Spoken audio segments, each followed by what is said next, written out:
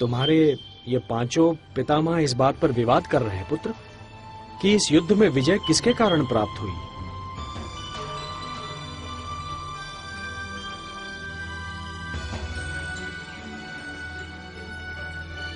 सोच समझकर उत्तर देना पौत्र। ना जाने किस आधार पर आप सब अपने आप को इस युद्ध का नायक मान रहे हैं। आप में से कोई भी नहीं है।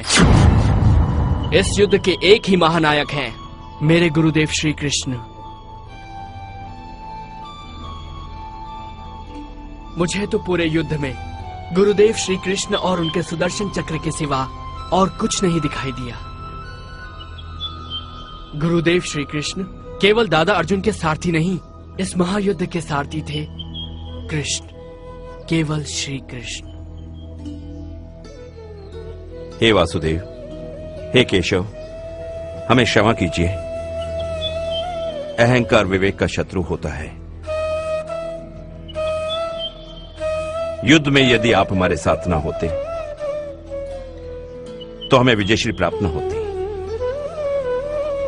हे शीशदानी, इस युद्ध ने अन्यायी कौरवों को दंड दिया, पांडवों को हस्तिनापुर का राज्य दिया, मानवता को शांति दी, किंतु इस युद्ध ने तुम्हें क्या दिया पुत्र? आपके हृदय में स्थान। हे नारायण, ये आप भली भांति जानते हैं, मुझे अपने कर्म का कोई पुरस्कार नहीं चाहिए। हे निष्काम कर्म योगी, तुम्हारे कर्म का पुरस्कार तो मैं तुम्हें दूंगा। कलयुग में तुम मेरे ही नाम से जाने जाओगे और मेरी सारी शक्तियां तुम में निहित होंगी।